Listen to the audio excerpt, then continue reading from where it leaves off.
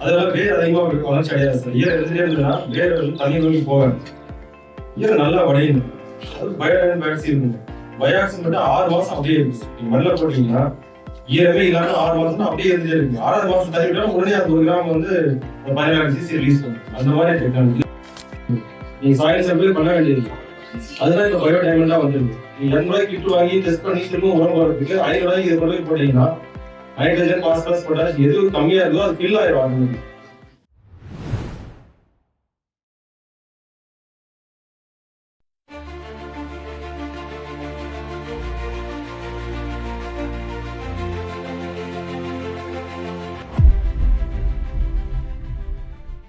அது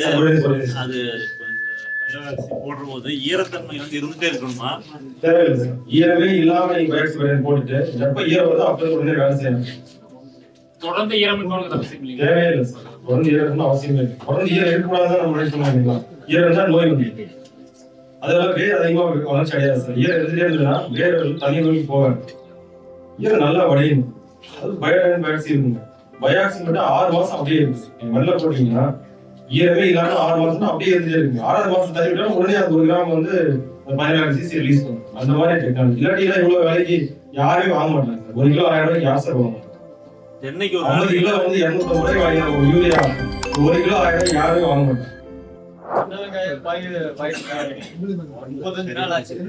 சரி உங்களுக்கு சின்ன 35 நாள் இருந்து உங்களுக்கு ரெசிக்னேஷன் வேணுங்களா? நேம் மட்டும் சொல்லுங்க சார். ஓகே சார், நான் கான்டாக்ட் பண்ணிடுறேன். மீட்டிங் முடிஞ்சு சரி. மல்பெரிக்கு வந்து சின்ன வெங்காயத்துக்கு மல்பெரிக்கு சரி 3 மாசத்துக்கு முன்னாடி வந்து பயோஆக்சி போட்டேன். சரி அதான் வந்து இந்த வாட்டி கொஞ்சம் தண்ணி பத்தாதனால அது சார். நீங்க எங்க கஸ்டமரா இருந்தா நேமே தேவையில்லைங்க. நீங்க தெரியுங்க, நாங்க பார்த்து நீங்க கூடுதலே நாங்க பார்த்துக்கோம். புது கஸ்டமர் நினைச்சேன்.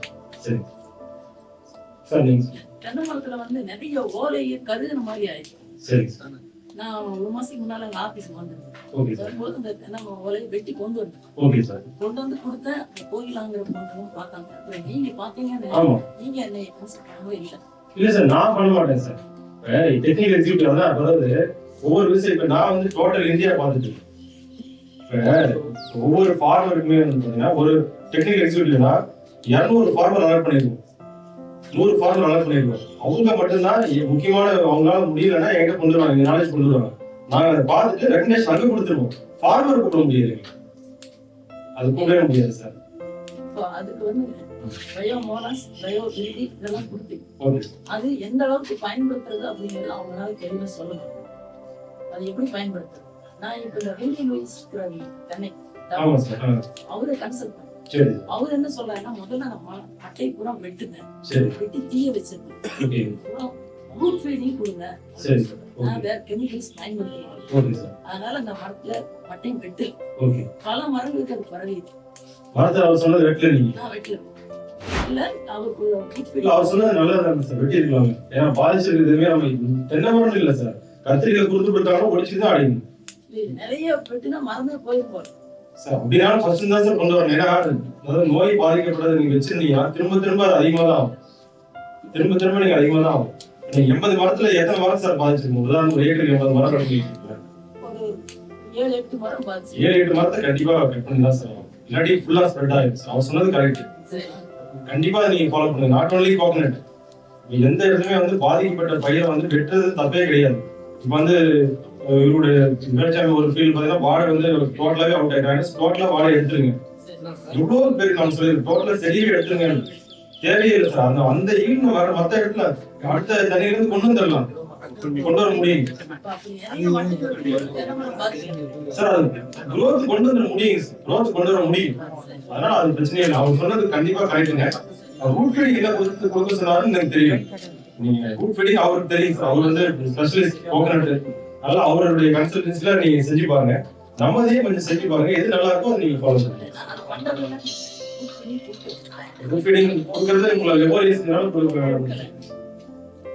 அப்ப நீங்க என்ன செய்யுங்கன்னா அவர் சொன்ன அந்த ரெக்கமெண்டேஷனை எடுத்துக்க, ப்ராடக்ட் கீழே எங்களுக்கு அப்ளை பண்ணுங்க. நல்லா இருக்கும் டெஃபினட்டா. அது எப்படி எவ்வளவு அப்ளை பண்றது, அதுக்கு எவ்வளவு காசு எடுத்து அப்ளை பண்ணா? இல்ல குட் நே கூட சொல்லுங்க சார், நான் கரெக்ட்டா சொல்றேன். குரூப் என்ன குரூப் நான் ஒரு மாசத்துக்கு கொண்டு வந்தேன். இல்ல நான் கண்டிப்பா நிறைய சாம்பிள் வரும் சார், நிறைய பேர் பார்ப்போம். கரெக்டா ஞாபகம் இல்லை. மீட்டிங் முடிஞ்சாலே உங்களுக்கு நான் சொல்றேன் சார். சரி. கண்டிப்பா.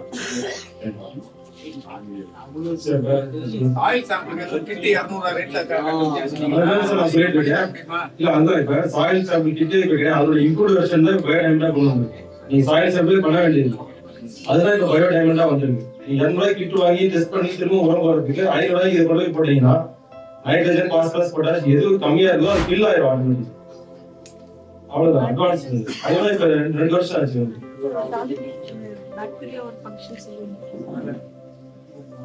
பாக்டீரியா இப்ப சால்ட் பேசிங் இந்த சொன்னீங்களா பாக்டீரியா அது சொல்லிட்டேன். அது பாக்டீரியா வந்து மண்ணில் இருக்கக்கூடிய சத்துக்களையுமே எடுத்து பயிர் கொடுத்துரும். ஆனா உங்களுக்கு மண் டெஸ்டே பண்ண வேண்டியது. அதான் சார் இப்ப சொன்னீங்களா ஒவ்வொரு வயசு கொடுத்து சார் 20 வயசுனா 20 கிராம் பயோ ஆக்சிஜன், அது 1:10னா 200 கிராம் பயோடைன். சென்னைக்கு தனியா நான் எதுக்கு கொடுக்கறதுன்னா உங்களுக்கு வந்து 20 வயசுல இருக்கும், இன்னொருத்தர் 30 வயசுல எல்லா வயசு போட்டா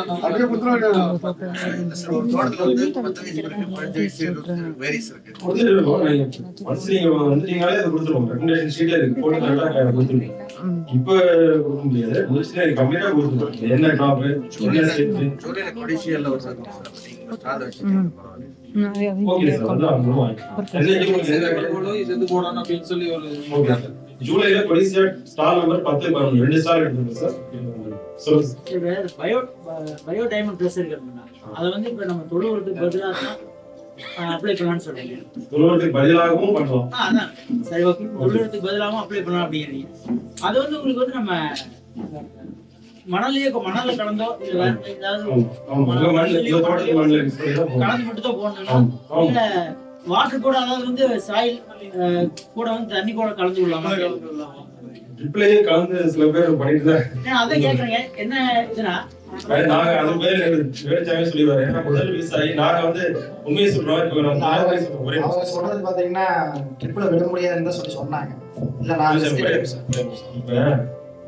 இப்ப சொன்ன பாத்தீங்களா, விவசாயிக்கிட்டு இருந்தா நான் கத்திட்டு உட்காந்து போனேன். அதெல்லாம் உண்மை. அது நிறைய உதாரணம் இருக்கு.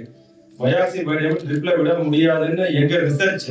ஆனா விவசாயி சார் வந்து அவர் செஞ்சு பார்த்து எங்களுக்கு நம்பிக்கை போயிடுறாரு. பயாக்சி பயோடைமண்ட் ட்ரிப்ல கொடுத்தாச்சு, நல்லா இருக்குன்னா எங்களுக்கு ஆச்சரியமா இருக்கு. இவரு சொன்னதை வச்சு எத்தனையோ நூற்றுக்கணக்கான விவசாயிகளுக்கு இவர் ரெக்கமெண்டேஷன் நாங்க கொடுத்துருக்கோம். அதனால நீங்க கேட்கறதுக்கு அவர் பதில் சொன்னாதான் கரெக்டா ஒரு தூரமா இருந்துச்சுன்னா பயோடைமண்ட் பாத்தீங்கன்னா ஃபர்ஸ்ட் ட்ரிப்ல விட முடியாதுன்னு தான் சொன்னாங்க. நான் ரிஸ்க் எடுக்க தயாரா இருக்கிறேன் அப்படின்னு சொல்லி பண்ணாங்க. ட்ரிப்ல விடும்போது கொஞ்சம் வேலை ஜாஸ்தியா இருக்கு. லிக்விட் கீழே இருந்ததுன்னா உடனே போட்டு விட்டுடலாம். பவுடர் பேஸுங்கிறதுனால வந்து கொஞ்சம் ஃபில்டர் பண்ணி விடுவாங்க. அது கொஞ்சம் வேலை ஜாஸ்தியாக இருக்கும். அது மட்டும்தான் கிடைச்சிங்க. அது கொஞ்சம் வேஸ்டேஜ் வரைக்கும், அந்த வேஸ்டேஜ் நம்ம மரத்துக்கு வேற ஏதாவது மரத்துக்கு செடிக்கு நம்ம போட்டுக்கலாம். லைட்டாக வந்து கொஞ்சம் கொண்ட மாதிரி வருங்க. அதையும் வேஸ்ட் பண்ணக்கூடாது அப்படின்னா வந்து நம்ம அந்த வேஸ்டேஜ் வந்து எடுத்து மரத்துக்கு இது மாதிரி போட்டுக்கலாம். அது எவ்வளவு, அது வந்து உங்களுக்கு எவ்வளவு நேரம் ஊற வச்சுன்னா தண்ணிக்குள்ள பேக் இல்லைங்களா, பயோடைமண்ட் பேக் இல்லைங்களா, அந்த